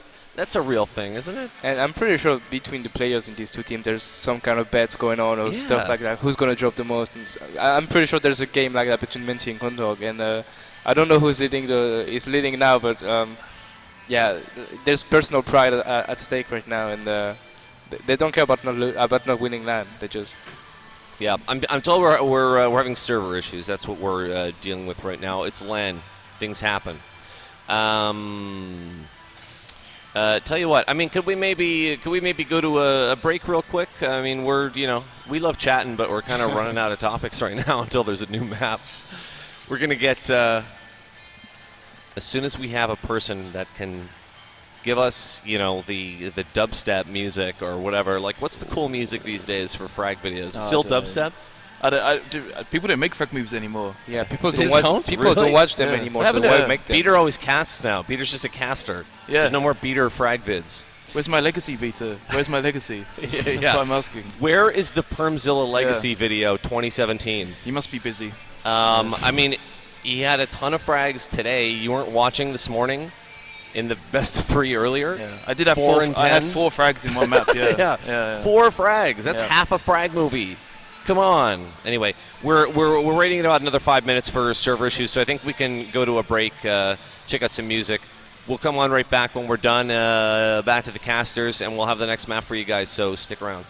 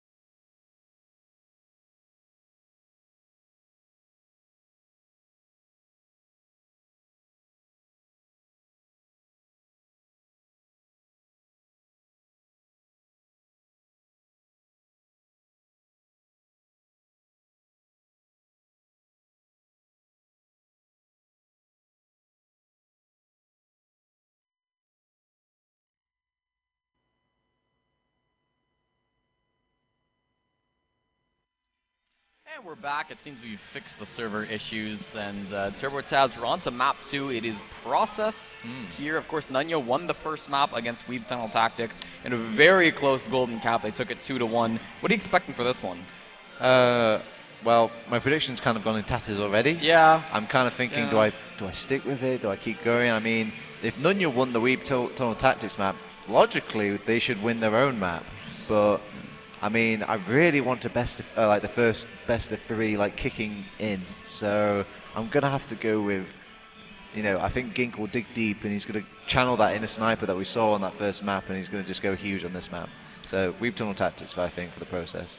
Perfect. Now you're agreeing with me. So yeah, you've changed your prediction, and yeah, they're gonna trade the maps. When they picked their maps, they were being polite. Oh, they said, right. I know you're good at this map, so why don't we play it? Yeah, that's that land love kicking about. Exactly. Just a gentleman's agreement at the bar. I don't think Haney would appreciate, but hey, he doesn't have to know. Well, he knows now. Actually, is he watching? Probably not. No, he's probably not. He just watches the tournament page. Yeah. That's all he cares about. Yeah, he's busy. But yeah, we fixed the server issues, and with that we can switch to a new map. We have gone to the new map. All the players are here. They're probably going to start any second now. I would say very quickly we would be starting this match, so we should be able to get right into it. I just want to say, whoever gave the audience members pieces of paper to draw on, that's a bad idea. Well, it's almost a land tradition at this point. I mean, it's a fun aspect of being in the crowd, writing all those little silly things. Suppose so, but that's how you get phallic images. I mean, they know better than that. Well, regardless, we're back here onto the second map. We're about to go live. The players are all in spawn and they've readied up. So this is map 2 in the lower bracket, round 3. It is Nunya versus Weebtunnel Tactics. Nunya barely took that first map, and now it's their map pick. So logic dictates they'll do a little bit better in this one. But Skype are going to be getting way faster rollout than Jimbot, as he's already sticking off this pack. Chris is even here a little bit faster than the enemy team soldiers. So already they're showing that they're a little bit more dominant, but we'll have to see. I mean, it's only the first 3 seconds of the map. Poppy going to be coming in with Chris on a double soldier bomb. They hit Menti extremely early, and they got so much damage down. They're going to lose their player, but Chris is even... Oh, that was a big pipe from Jimbot. Actually took down 2 players in 1, and Gink isn't done either. He's still pushing aggressively across the point. and he managed to get Skyper, the demo frag. So I thought that was going really well for them at the beginning, but they kind of threw it away. Yeah, I think what happened was Ignis jumped him at the start of that aggression coming out from Pappy and Chris, and all that push was, or that bomb from Pappy and Chris was missing was just a little bit of follow-up. I mean, the bomb was so great at the start, they actually took some players on its own, but they really needed the pressure from Skyper there, but he was too busy dealing with Ignis, who jumped him in the backlines. Too busy dying as it was. Space Creed. Yeah. Now it's 100% Uber charge from Connor, and they're looking to get back in on this middle point. They don't like that it's been taken from them. Here they come. They're going through IT, and they haven't had to pop yet, but Ignis wants to change that. He gets thrown way up in the air, actually, with the skill stick out. Alba manages to hit that shot, and Menti gets the frag onto Evan, so it's a 5-on-5. Make that 4. Jimbot with a nice sticky on Alba is going to get him down as well, so they're just going to give up this point. They're not able to force that Uber charge out, and they're coming back in, though, with Tobbs and Jimbot. Blues as well is up there, and now they get the force. It was pretty late, but I mean, a force is a force. They're happy with that. I mean, was Unless, that force necessary? oh no, never mind. Poppy with a big bomb and gets the frag on a Menti. Wow. What a that was quite the recovery. I was kind of questioning Corndog's pop there. I mean, he wasn't really brought down to any health. I think they just wanted to get aggressive, and it was one of those Ubers where you just want your teammates to have confidence and feel that invulnerability and be like, I can go and do anything, and they just bomb in. And I guess that's what Pappy needed. He found the kill onto Menti, so... Oh, but Gink is actually in on the medic right now, and he gave up a saw, and he really didn't do anything effective other than giving the medic a saw. Oh man, so it's even enlarged this Uber disadvantage at the moment for his team. They're just kind of spamming the point back, but eventually they will have to give it up, and they even no sticky traps or anything to deal with as well. They will get the second point for 3, then cooking up a nice last defense. They will have Gink on Sniper again, who we've been complimenting throughout the entire series, so hopefully he can come up trumps on this last. Yeah, he's firing off a shot right at the beginning, gonna get some damage down onto Poppy, but he's gonna have that pack and be fine. Now they've popped it off, running in through this left-hand side. There's a lot of stickies on point and no real players here to shoot. Finally, Tobbs is gonna fight in some players, loses his life for that one. The stickies, Alba's gonna suicide to get those off the point, and now Jimbot has the overcharge popped onto him. Connor's in not a good place. Ignis is gonna find the frag. Jimbot with the stickies onto Evans. Chris as well, pistol down by Blutus, and it's only Skyper trying to survive down by this spawn door, and Poppy's the last player alive on the team. He's hiding, but Ignis is going to check his spot, and he should get this frag. Ignis does get it. That's a full wipe. All right, full wipe, 3 seconds. Jimbot is actually already covering the sewer doorway, so before they even try and sneak a player in there, maybe you could get a fancy pick onto them, but they're not going to risk it over on the side of Nunya. Probably a good prediction from them. They're just going to sit back now. They did miss a few forward respawns whilst they lost that second point. Pappy does arrive just in the nick of time though as they make the push in, but he just receives so much damage at the start that he has to actually back out with his team, but he was brought down so low and everybody else is just crumbling, it seems. All the other people that jumped in just died, and Pappy couldn't even escape after he just joined that fight. Skyper is the only one that's come out of that fight without losing his life, and well, Corndog survived, but he didn't really throw himself in there. Yeah, that's not ideal. It's going to be a 50% Uber advantage push, this time from Nunya, or sorry, from Weebtunnel Tactics, as they're looking into this last point. They've gone coast to coast. They got Chris down extremely early. He was on Sniper, but it didn't work out for him. He didn't even take a shot. Ignis is in on the other side, though, getting some damage down on the Skyper. Does take a shot in the air, but Poppy gets juggled up, and that is going to be 1-0 and a very fast last push from Weebtunnel Tactics. Yeah, that's almost similar to like the previous map where they got a very nice early round, as I think we've got a pause. Yeah, there's a player missing from the server, and it is actually the medic of the team that just scored the round. So, yeah, that's not good, losing your medic. At least it wasn't at a crucial time, though. They just scored the round, so that didn't hurt them in the last push. Yeah, I was a little worried that it was the medic from the enemy team. Yeah, that would have been sad. Would have been the reason that they ended up losing that last point, but you know, it hasn't really affected the game, so I don't think either teams would be too bitter. I mean, there's nothing worse than having an issue like that and then say it ended in like 2-1 and you're going like, God, that issue losses the game and stuff like that. Especially on LAN in a match like this where kind of everything is on the line. Yeah, lower bracket, match point. Playing for your life in map 2. Oh, Menti's back in though. That was pretty fast. Yeah. So we should be going back live any second now. Probably just getting comfortable. There we go. Wonderful. Now we're back into the game. So 1-0 in a pretty fast 5-minute round from Weebtunnel Tactics. So this is going along with our prediction, TurboTabs. If they can win this map, we will go to a third and final map in this best of 3 lower bracket round 3. And Doman are going to be rolling out to the middle point. Jimbot's going to be a little bit faster than Skyper, although Skyper goes a bit farther and gets that pack. So now they're exchanging spam. Ignis is going to jump up, get some high ground. Nobody committing just yet. Now Ignis is choosing to commit, and Alba takes down mid-air. Gink is in as well, trying to take down Chris, who jumped aggressively. So currently a 5-on-5. Poppy is in a bit of a weird position. He's going to have to back off to the enemy team choke. Re-aggressing now onto Menti. He got 2 quick rockets. Nice job by him. Alba was in as well to help out with that. Alba dies in the end to Gink, but now they really just want to get this frag on Connor. Connor's playing so safe, though, and Tobbs doesn't have enough health, so that's going to be a really dominating mid from Nunya.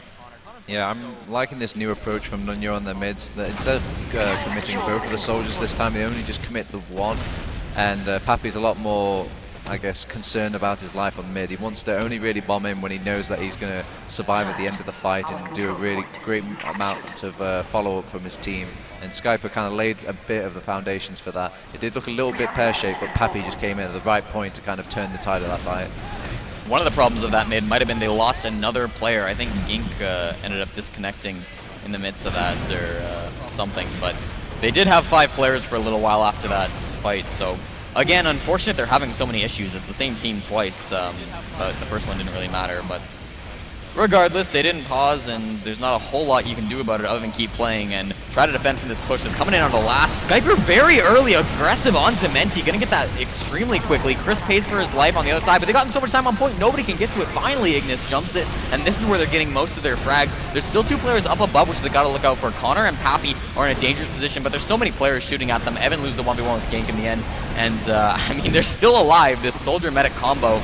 The problem is for them going to be taking down a full health heavy who's eating arrows from a medic, and they're gonna live for a while, but eventually they're getting beaten down, and Blutus gets both those frags. Yeah, because they committed so many bodies to actually capping out that point, it made it very easy to kind of lay some damage onto them, because they were just all bunched up taking the same damage. They did take out Menti very early, and they thought, oh, we could just play off our medic, but sadly they had Blutus on the heavy weapons guy just eating the sandwich on the point, so there was no real... I don't ever see a scenario where Pappy could have actually killed everybody there. Yeah, Evans went for that back cap, but did get taken down by the defending heavy just barely. He was able to spot out the scout and take him down for the back cap happen. So with 1 down at the moment, they're still looking to get aggressive. They have a large uber charge advantage, so they can kind of just roll with this as far as they can. But they're eating a little bit of spam here, so they gotta wait to heal their players up. They're gonna send Poppy back, and Chris might be a little bit caught out. Gink is very low, but he's fine. No frags have gone down on this middle point that I'm not sure any of them will. They're just gonna cap this point off, and despite a good effort, they still might be poking in TurboTabs, but I think Nunya's time is done. They're looking back towards second.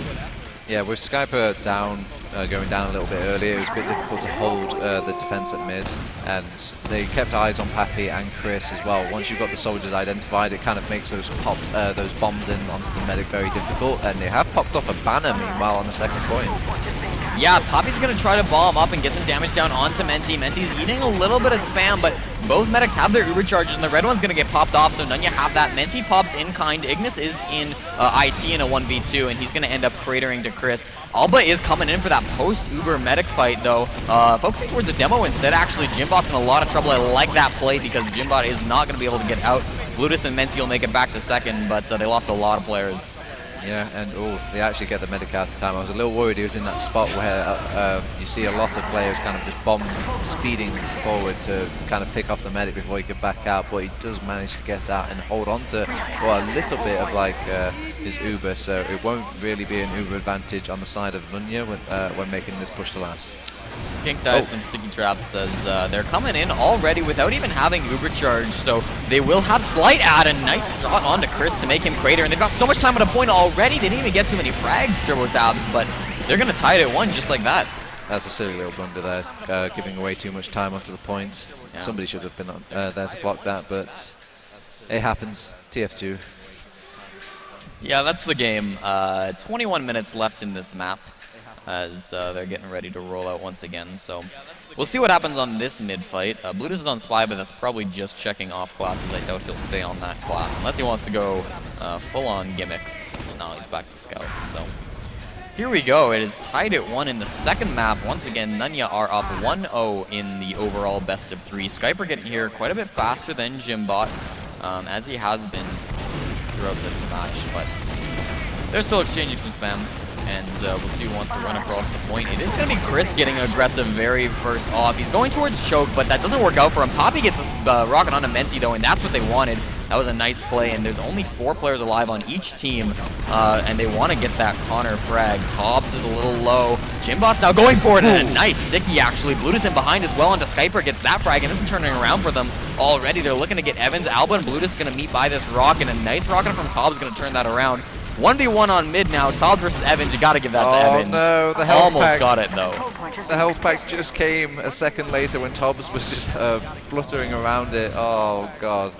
That must be a horrible feeling, but good job on... It was brought down very closely, though. I think the fact that Jimbot got the initial pick onto the medic so early, it allowed a little bit of exchanging, because they kind of spent quite a bit of health and ammo just making sure they could take down Jimbot as quickly as possible, but when that was unsuccessful as well, they had to still fight off against like 2 other players on the side of Weebtunnel Tactics, and it brought it down so close, but thank God that health pack was on the near side. Ooh, Chris gets a quick frag in the 1v1 against Ignis over in IT, so that's something they can work off of now if they want to actually get him to bomb him. It's going to be Pappy who bombs in and runs away into sewer. He's going to re-aggress, though, and he actually sees Menti. He's in a good opportunity for a bomb. Chris going at the same time, but nobody's actually jumping in. They're just doing some spam shenanigans, and it's not going to work out precisely for them, and with Chris going down, they're going to call that off. So Pappy stayed alive, but we're still sitting in the stalemate. Well, Chris goes down, but they're no strangers to, this scenario. They're going to throw Ignis in as a counter bomb, just making advantage of the fact that they had a slight player advantage. And Chris is back now, though, so maybe with Ignis going in so late, they could maybe make a push attempt off this. I mean, they both do have Uber, but all this dilly-dallying and actually picking where they're going to push, they're actually going to make the push now, but they're taking so much damage, and Tobbs will eventually go down to that spam. And you see a little bit of... I guess a clever play from Pappy, kind of making room, just scoping things out, and it is making Weebtunnel Tactics a little bit nervous.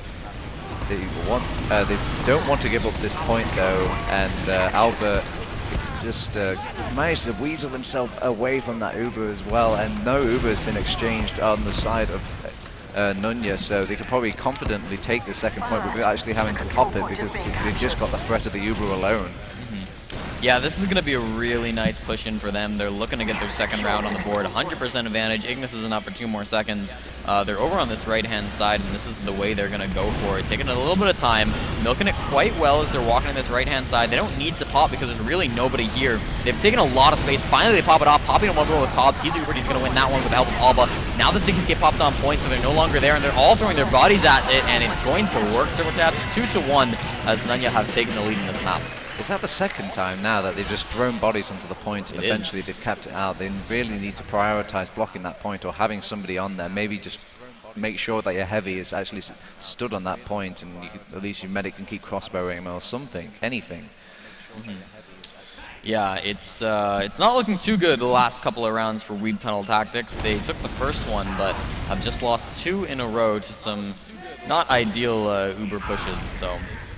They're looking to get back into the game. If they can win this mid, that would be a momentum shift for them. Skyper, again, much quicker than Jimbot. You can tell that's one of the reasons why they picked this map is because the Doman is seemingly very good at these rollouts. So with him getting here faster, that is going to give them an advantage. We'll see how this actually plays out, though.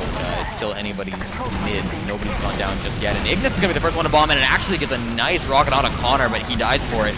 Still great, though. Menti's taking a lot of damage on the other side, and he's being thrown at a lot of spam. So Evans is going in behind. He wants the frag on him. Menti's pushing really hard, but somehow doesn't manage to get it. Jimbot pipes him down, and I think they're out of this TurboTabs Weebtunnel Tactics.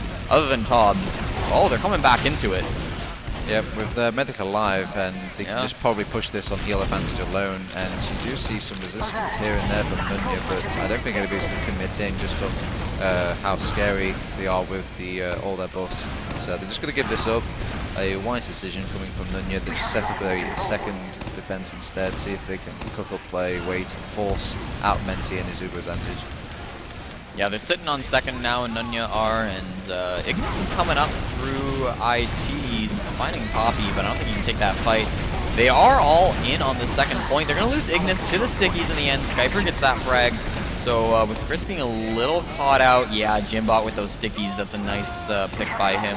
Equalizing the numbers at 5 and 5, and Ubers are equal as well, so they're going to push off of this regardless. They're liking the 5-on-5. Both Ubers getting popped off at the same time. Now we see Weebtunnel have seen the enemy Uber. They have to retreat, and look at this bomb in from Evans and the Soldier. They're coming in all at once. They're getting a lot of damage down, but really not securing too many frags. Menti was the big one. Tobbs and Gink both going to go down as well now, but there's still 3 players alive, and they're looking around. Ignis is going for the bomb. Wants Connor, gets 1-2 rockets. Great job onto Evans as well, and now it's only Skyper and Chris. Chris off that respawn. Jimbot's going to get the frag on a Skyper, but I don't know if he's going to get this next one onto Chris. That would have to be some pretty insane demo man play, and with the respawns coming in, he's going to wisely choose to back off. It felt a little weird there, almost a little bit brainless coming out, and we do have a pause as well coming out, but yeah, it seemed they weren't content with going back and resetting things. They just wanted to make the push happen now, so they just committed the players in and tried to just make team fights happen, and it kind of caught Nunya off guard. You could tell like the way they were not expecting like a demo man from the rollout, and Scout still going aggressive when they got that ending pick onto Gink as well, who I feel like half of them still wanted to fight, and when they took that Uber into the lobby area, but another wanted to back out, and eventually feeling guilty that they left Gink dry, they was like, okay, we'll go back in. Yeah, it's it was a weird push in the last, yeah, for sure. I mean, it was close. That was what made it so good, because it was weird, and you didn't expect it. And Ignis came in, got a double kill, so it came down to the wire, but just went Nunya's way. Mm-hmm. Yeah, the issue and the reason for the pause is that Gink has dropped out of the server. I don't know why, but he dropped out earlier in this match as well. Yeah. So hope he's not having too many issues. I don't know if it's I don't know, it wouldn't really be internet because we're on land. You'd hope so, I mean, least. it could still be internet in some way. Yeah. It could be like a crooked Ethernet cable here and there, or I don't know. Sure.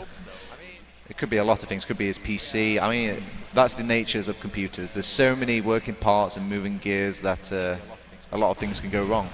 Oh. And you just need to happen for one person, and it will bring everything to a standstill. Yeah, it looked like they unpaused for just a second, so that might be them trying to get their player back into the server. Yeah, probably. But I guess they really didn't want to compromise the state of the game as well when they let that person in. Yeah, well, it's a pretty important place for him to have dropped out. We have unpaused now, though, so we'll get back into the game. As quick, John, to the game. Get us on the screen. Game, John. Yeah, I guess we can just keep talking, though. It seems like things have kind of slowed down just because of the pause. They're just sitting on their second at the moment. Of course, they couldn't really get aggressive with the player down, and not that they would want to. Chris is up on Sniper, which is the interesting off class. Evans and Alba both on some defense classes as well. So this is the play they're choosing to hold on to this point, and the question is, are they going to push with this 30% Uber advantage?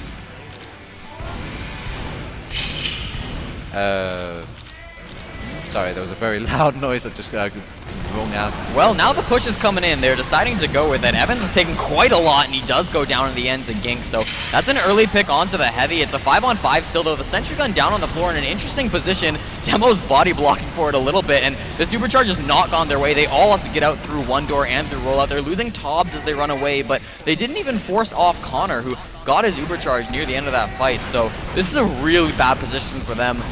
Ignis is going to try now to force the Uber charge. He's going to find Skyper instead, which is a good frag for them. They might even be able to hold on to the second point because of that quick demo frag, but here comes the Uber charge, and this could be a game changer. Menti's in a really bad position, does go down to Poppy, and Gink's going over to last, and this could be the play. If he can win the 1v1 against Evans, can he win it fast enough? He's going to win it, but now he's got to take off a soldier, and he got thrown off the point. He could have totally capped that off had he not been thrown away from the point. Wow, a series of very fortunate events for both of these teams here, and they're still making this push onto second, but they're still a little bit worried about back cap. Ignis is sort of threatening it, and Pappy's just ended up capping the point on his own as his team are kind of like scattered about to the 4 wins, and he will eventually rotate around instead and get the actually the bonus pick onto Ignis as well, who was still sitting on that second point as the rest of Weebtunnel Tactics decide to back out. Yeah, sad death from Ignis there, and they're at an uber disadvantage as well. So Nunya are looking to push into middle at some point in time. It's about 60 to, it's almost 30% ad, so I would like to see them go in with this, going through choke. It's a very passive play from the enemy team as well. Not Tobbs though, he's jumping forward into choke, and he pays with it for his life. Alba ends up taking him down with that scattergun. So the rest of the team isn't going to try anything silly. They're backing off the second. They know they have disadvantage. Smart play. I've seen this happen with Tobbs and Ignis constantly on this map. They jump in a little too early before Kono and Co actually make the push in. So he never really, you know, the medic is never really in a position to actually get forced at all, because they're just taking these jumps a little too early. Maybe they can just coordinate with their teams a little bit better to maybe call out when the medic actually makes that push, and then they can spring from the hiding positions.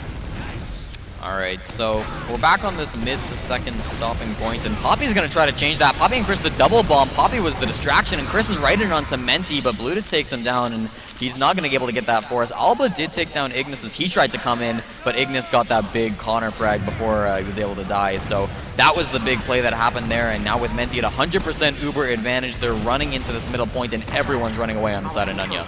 Yeah, you can see the price they pay for Nunya doing that that double soldier kind of the initial. They've done it multiple times actually in this match, where they have Pappy distract and then Chris comes in for the actual bomb. But because that takes 2 soldiers, they haven't got a soldier to really pocket your medic, and Connor ended up going down to the Ignis bomb in on the flank. So Weebtunnel Tactics back in the driver's seat of this match. Chris is a sniper in forward spawn. He takes a shot and actually leaves the shutter open for a little too long. He's going to die to this, and now they have a 1-pick advantage and full Uber charge pushing into last. That was not a great play by Chris. Here they go, popping it off. Solo Uber onto Jimbot as they're going to flash some soldiers now. Getting some time on a point, forcing people into spawn. Ignis is actually going to be the first frag, but everybody was in spawn TurboTabs, and they stand on the point. We have a tie game once again. Man, this point, nobody seems to want to stand on it except the enemy. Seems to be like a lesson both of these teams are finding hard to learn right now, but eventually someone's going to have to click in their head. They've got 10 minutes, or 11 minutes I should say. Is there another pause? Or No, I don't think it's a pause. I think this is just the pre-round 10 seconds we get. These pre-rounds get a lot longer than I remember them. Well, I think there's a special thing for LAN, just to give some people time to clear their head after the last round. So some extra time never hurts, really. This time Skyper not as fast as he usually is. Jimbot got get here a little bit faster, putting up some stickies on the sign, and now they're going to be exchanging spam once again. We could be going to another golden cap that is in the cards, but it depends how the rest of this goes out. Gink was on Sniper, and he gets Pappy with an early snipe. First frag in the mid. Chris going to be bombing in. Does get taken down by Ignis, who shot the wall beside him, and with that 2-pick advantage, you can tell they're going to take over this midpoint. It looks like all of Nunya are back in offense, not what they wanted after that last round. Yeah, actually the sniper works out very well on that mid, because they've been playing defensive mids throughout the entire game, and the sniper kind of lends himself to that. You want to pressure the sniper, you want to bomb into the sniper to just get him out of the game, but to do that you have to go aggressive, and they want you to do that. It's kind of like a little trap. They're using the sniper as just a bait, and if they don't go aggressive, they get punished by the sniper. And now the Uber charges have been popped off TurboTabs. Pappy actually going into Seward's going to get a nice frag there. Menti's trying to run away. There are a couple of players in here. They've lost 3 on their team already. It's a 3-on-3 in total. So a lot of carnage, but neither of the medics going to end up going down. And that's a big deal, because that's going to continue to equalize the Uber charges. Tobbs is in a dangerous spot, but he's fine. Back is still connected with his team. So an exchange and a lot of deaths, but overall not that impactful towards the overall game. Yep, things are just going to reset here. Yeah. 9 minutes left on the clock, 2-2 apiece, so it is coming down to the wire for the second map of this series. So, I mean, we touched upon it before. We thought this was going to be a very close game going into it from the start, maybe of all LAN. So it's nice to see it's been proven so far.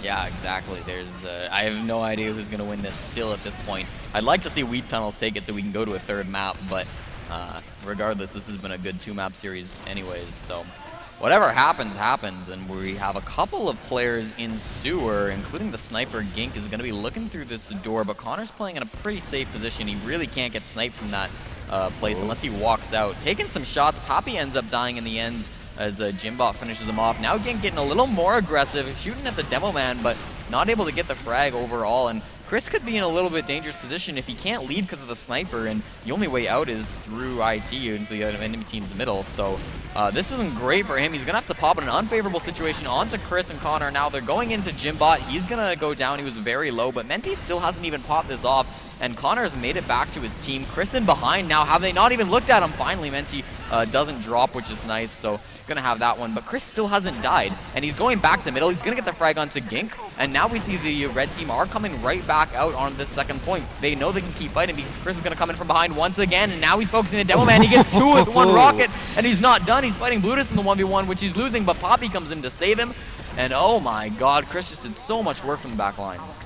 Man, they got really greedy there on the side of Weebtunnel Tactics. They didn't want to pop when Jimbot was going down, and it kind of pushed them in the way where they couldn't secure these doors to actually hold on to the second point. So this allowed the push out again to resist that second capture from Weebtunnel Tactics. And keep in mind as well, I guess while they were pushing out, they had Chris behind, who did a wondrous job in syncing up with Pappy to kind of pincer them in the end. Yes, so 2 defensive off classes coming up from the Weebtunnel Tactics. They want to hold on to this point. It is still tied at 2, so they can just hold on for a little bit longer. The gun's going to go down twice as he tried to rebuild it. He's going to build it a 3rd time in a different spot now, but 100% uber charge on Connor, so they should be ready to go. Coming in through this right-hand door, they're going to be focusing down that level 1 gun if they can, but not really too bothered by it. Finally, it does go down. Jimbot as well, and that's the bigger one with no Demo Man. There's no stickies to deny this point. Ignis is going to jump on it to try to do that, but they've all gone up top TurboTabs, and this is a nice play by them. They're just wrapping around and getting all these frags. There's a heavy on the field, but I'm not sure it's going to matter. Oh. He can't get to the points, and it's a 3-2 game. He can't get to the point. He can't get to the point to block. To block. Again to block. Just saying. It's just the saying. sad tale of process today, apparently. It's really hard to stand on your own point. Maybe it's like another thing where the teams are being nice to each other, and they're just, you know what, yeah, you can get around. It's fine. I mean, it is... I'm maybe giving them too much hassle. It is a hard thing. I mean, they would do it if it was easy. So that is part of the difficulty of the last point defense of the process. It's just making sure you're always keeping that last point actually blocked. Chris actually gets himself behind on this entering this beginning of this mid very early, and he's already pressuring Menti. Pappy, he's bombing in a massive wraparound onto Menti and will actually finish him off, and you can see they're starting to make work of it, the scouts. Now that there's no heals, now that there's no, I guess, like securing blob, there's only Gink alive, and even he will go down. Chris will even taunt at the end there. Well, I think he deserves that taunt. Chris, in every single situation, is so good at going in behind and making these big flank plays. He's so smart about them, and he's hitting the rockets that he needs to. So ultimately, he's constantly got the better of the positioning game, and now his team's at 100% ubercharge advantage. They're capping the second point. They're looking to get their 4th round on the board and extend their lead even farther, making it really, really difficult in just over 5 minutes for the enemy team to mount a comeback of 2 points. 1 point, sure, you can do that. 2 points in 5 minutes, doable of course, but it's a lot harder than 1, as now they're going to be getting ready to go into this next last point. They've got a lot of things to check off when going into this point. They have to take out the sentry gun. They have to, well, they're underway. They've taken out the sentry gun, and now they need to start to clear the point as well. But it looks like they're caring for the point a lot more on Weebtunnel Tactics, and I think it's going down very well for them. Although they are being slightly farmed by the kills, and the little skirmishes, the little fights are just slightly going the way of Nunya. Maybe some respawners can kind of turn the fight a bit. It's just Connor left, and there's 2 scouts. I don't think he's going to win that out. And there you go. It's a successful defensive last. What a treat. And that's really important if they want to stay in this tournament, because if they lost that would almost be the rope. Chris is still getting in, though, and he could be going to last. I think that's his plan, but there's a couple of respawning players, and the second point's being capped very fast. Ignis throws his body into the air and says, no you don't, we're not losing like that. And so they're going to already be looking to push into the middle point. About even Uber charges, but they have the player advantage, so they're ready to go. Poppy in IT is going to get sandwiched, taken down by Ignis. They lose Tobbs in the middle of that too, but not the worst thing in the world. Now a big jump in by Ignis. Ignis as well. Gink is in here, trying to get some damage down and force them out, but at this point they don't want any more part of this unless Alba can hit a crazy shot. They have got a tiny advantage. I'm not sure if they know about it though. Maybe they might be proactive. Oh no, they've lost Jimbot, not again. And with him going down. Oh, Ignis is in onto Connor. Wow, what a surf. He's going to just be able to dodge that soldier bomb, TurboTabs. He barely was able to stay alive. I'm surprised they didn't opt to just hold the mid bit passively and kind of take the Uber fight to them there. Maybe elongate it, allow Jimbot to come back into the fight. But no, they just chose an Ignis bomb instead. It seems just very risky and very demanding of your Roma. Full Uber charge on both medics as Connor's just going to be getting up to his 100%. Alba's the only off-class up on the field on Sniper, and he's going to be looking to make a play as they'd like to secure at least one more round to be in a safe position. Skyper's in a little bit dangerous position as there's a soldier right coming out of this door, but he went for a jump instead of just taking that easy frag, so Chris is going to be able to take him down in the end. Now they have a one-pick advantage, and they have a sniper, so are they going to try to sack in, or are they going to try to peek a little bit aggressively, or neither?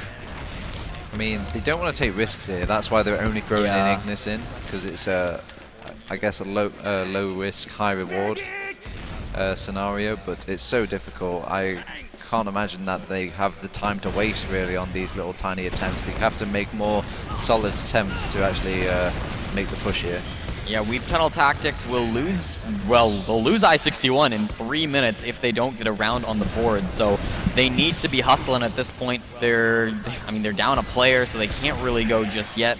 I think they kind of just have to commit to an even Ubers, even players push once Gink gets back on the field. They're kind of looking to do that, but they have to be so careful of the sniper, and they're going to go really early. Blutus took a lot of damage, and Menti drops the Uber charge. TurboTabs, I think that might be the game because there's only 2.5 minutes remaining.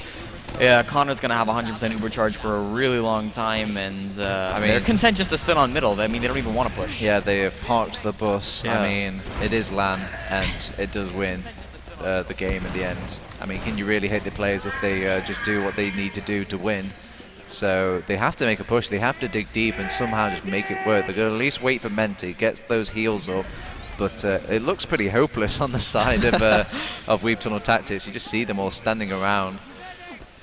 Well, they're going to get one last chance to make a miracle play. With 2 minutes left on the clock, they've got to go over 3 points and cap the enemy team last. Ignis does a big bomb in onto Connor, trying to get that force off, and he's surviving a really long time, but Alba takes him down with the body shot snipe. If that was their last chance play, it just failed for them. So now if they're going to do an all-in push, a minute and a half remaining, that time is ticking down to that impossible point. They're coming in through IT though, TurboTabs, and they're going to catch off Chris. Tobbs gets that frag, making it a 5v5. So once again, things are equal, but they don't have great positioning as they pop their Uber charge off, looking to get some damage down. They need to make this go as fast as possible, but they're losing the positioning, and all of the red team are getting aggressive now. Evans is pushing forward. They haven't gotten any frags in the middle of this Uber charge. Neither team has. Tobbs is going to go down though, and this is the yikes moment. They get the frag on a Skyper, which is nice for them, but Poppy's jumping onto Jimbot. They get the return frag onto the demo man, and with only 3 players alive on Weebtunnel Tactics, less than a minute on the score, everybody's down. That's going to be the game, TurboTabs. Yep, that is definitely the game. There's no mathematical possibility at this stage for them to make the comeback. They're just short of typing GG and having the game announce it for them. Yeah, 36 seconds. Players are just taunting at this point. They know the game is over. So, I mean, big congrats to Nunya for being able to continue on in the tournament. They'll get to play in the next round of the lower bracket I mean, they're still playing for their lives, but at least it's one more day they get to fight. They're going to make it one last push to try to get this final point on the board, make it a 4-2 score line. They have 15 seconds to do so. All they got to do is kill a medic and some players in the spawn, hence, in the end, a medic v medic battle is going to make that happen. Yep. It's a bit of a shame that they actually capped out this round because it's kind of elongated the time just a little bit. But, yeah. I mean, it'll be over any second now. Yeah, well, I mean, There was that that our prediction was wrong. We were hoping for a third map. We have yet to see a third map between. Wow, we're not even gonna. No, we're not even gonna wait for the game. It's taking too long. They're not gonna know. There's two. I mean, I think both teams they were standing in spawn, all 12 players. So you didn't miss anything. No frags were exchanged, and yeah, that was a little bit disappointing finish. But overall, I liked the game. Yeah. I mean, I guess again I sort of expected it. I mean, it was their map pick. It was going to be strong for them in some sense, but it was brought down to a wire at some point. It was 3-2. It was just mainly like a round win difference. Oh, I think we've got a last-minute addition to the couch that's just getting set up. So yeah, we're just prepping the couch right now. Yeah, well, we don't want to rush. I know it looks like we're just paying for time, but we don't want to go into the analysis because analysis want to do that. Exactly. Okay, we've delayed enough time, poorly. Have we? Okay, now they're gonna take it over from us. So yeah, this was a decent match, but take it away, guys.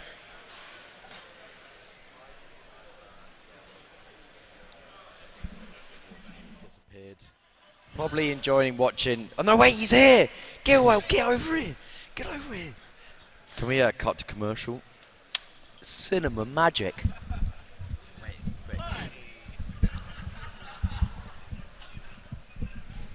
Hello. Is this thing on? Who are you? Where are you going? Why don't you stay here? I have no idea who that was. Hey, welcome back. I was here. Okay, hi. He was there. Yeah. All right, boys, just do your job. No, just kidding. We have process logs queued up. That would be a lovely place to start. Let us pull those up. So, let's talk about that map. We had some pounding players, and it's kind of like the same names keep coming up. If I look at the top, say, 5 players here on the logs, it's the 5 guys that we have been talking about pretty much since yesterday. Yeah, we talked about Chris in the previous map. We said Weebtunnel tactics need to be careful for the flank. They didn't really. Apparently, they don't listen to us because they didn't care about it. And why aren't they listening to the stream? Why are we there? I mean, yeah, you know. So, Chris, whether it was on mids or on regular plays, he just went behind, and somehow people was like, "Yeah, Chris, you know what? Go ahead, be my guest." And take your shot. They didn't care about him, and I think he killed Menti on like 2 or 3 mids, and yeah, he had such a huge impact. It was like impressive from him, but impressive from Weebtunnel tactics that they just let him do whatever he wanted to do. Yeah, well, yeah, impressive in a bad way. Yeah. And I mean, Perm, you know, you had some the Perm players to watch that I'm recognizing here. Yep. Yeah, Chris, as we said, Chris. Yeah. And who your player from the other team was who? Wasn't it? It was Gink, but we were slightly disappointed. But yeah, Gink, and that's what I said. I mean, it's kind of strange because you look at the stat line and it's almost kind of misleading. He had 21 kills, but you know, it's not as an impactful thing. It's not like when he was a sniper stepping up with 9 headshots. It's great to clean up frags that your soldiers really are the ones who earned it, but it's not really the big impact that they were maybe hoping for from him. No, I'm really surprised that we didn't see more sniper from that map, considering how much we saw last map and especially how successful he was last map. You can look at the logs. Neither team had a sniper for the entire map, and I don't know how many times you can say that. And we talked all about the sniper thing. That was our big thing. Yeah, exactly. It's a huge sniper map. You think of like the illustrious, famous snipers through the years at LAN in Europe and North America. That choke is that's the thing. Is that like falling out of favor or something? Like what do you make of it? Too much pressure for Gink. Yeah, he didn't feel like maybe he was watching the stream. Yeah, maybe he was in the end to impress Ombrak and Perm. It was really surprising because when Gink went sniper once on a mid, and he went okay because his team won the mid. So it was like after like 25 minutes of gameplay. So we were thinking, why didn't he do that before, and why doesn't he keep doing that? Yeah. And I guess only him knows the answer because he switched back on scout, and that was it. Yeah. So really well played. And I kind of feel like Weebtunnel tactics didn't really follow the game plan because we didn't see a sniper, and we didn't see any kind of banners from tops. Yeah, that was the other piece that we had mentioned. Yeah. And there, I don't recall seeing any, maybe once or twice, but really few times. And I don't know. It felt like Nunya followed their game plan, but Weebtunnel Tactics didn't. And in the end, like in my eyes, it's only well deserved that Nunya takes it. Yeah, Bloodus again underperforming in the stat line, and it's maybe disappointing for him. I mean, you hate to be the guy at the bottom of the scoreboard, but it's disappointing for the team too, and we touched on that at the start. Anything else that kind of stuck out to you, Permzilla? Weebtunnel Tactics actually had really one strange play, which me and Ombrak were trying to get our head around, where I think it was one of the few times Gink went sniper, and actually Ignis swapped off soldier and went scout. So they had 2 scouts and a sniper on process, and we think that's really strange because it was when they were, I think it was either from a mid fight and they were pushing second. But like process, having a roamer in PC is so important on this map. Like your flank is so weak without a roamer in PC. Scouts in PC is not good enough. You have to have a roamer there. Yeah. And it was a really strange decision just to have 2 scouts and a sniper. And as soon as he died, he swapped back off, and we didn't see it again. But there must have been a reason they did this, but I don't know what it was. It's one of those like roll the dice kind of things. We've seen some of those plays throughout the weekend already, where it's like if it had worked, it would have been amazing, but it just kind of never worked. Yeah. That never really happened. I think they just probably thought, Scout's the best class, right? So if we have 2 of them, we're more likely to win. A fully buffed scout is the best class. Yeah. A non-buffed scout is not good. Yeah. Buff them then. Just buff them. From what I understand. I've never played an invite, as Twitch chat I'm sure knows. But, yeah. So, I mean, there you go. It goes down 4-2. So, I don't know if we have... so, production, I mean, what's next? What's going on? Are we going to take a break or what? Hello, production. Hello. We have no idea. How you doing, Twitch chat? Did you guys like War Her Yeah? Text us. Let us know in the comments box below. Did you like War? Hey, crowd, do you like War Her Yeah? Let's. Yeah. Who's cooler? By show of sound. Okay, so that was War Her Yeah. How about for Get a Whale? Roasted live. I love it. Can someone clip that and email it to me? Production, what do we have coming up next? Are we going to take a break? Swift versus 7. At 8. That's a lot of numbers. At 8. I can't even... What does that even mean? 1 hour's time. 1 hour and 15 minutes. It's codes. Yeah. Swift versus 7. That's a big matchup. I mean, that's a matchup that people here have been telling me in person that they're waiting for, and I'm sure that's a matchup that people have been waiting for at home in North America, in Europe, in Asia, perhaps, Antarctica. You'd have to say it's probably a preview of what we're going to be seeing tomorrow as well. You'd expect. It's a very good chance. Yeah. You were going to want to tune in. You are. I think you want to be host. Be careful. Yeah, Primzilla wants my job. Yeah. He's on the prowl. Yeah. You've done everything else. Now he wants to host iSeries. I mean, come on. If you guys. I'm gonna lay off on getting people to cheer for everyone. Guys, let's hear for Permzilla, huh? Perm, huh? Hall of Fame ETF2Ler. Yeah. All-time Hall of Fame. It does say legend next to my name on the website, so it doesn't lie. He put that there himself. I did, actually. Little known fact. I did, yeah. I believe you. We're going to take a break, but coming up, like I say, at 8 local time, and you know the time conversion by now, it's 7 in Swift. It's going to be really awesome. And so come on back at 8 o'clock, and we'll see you then. Love ya.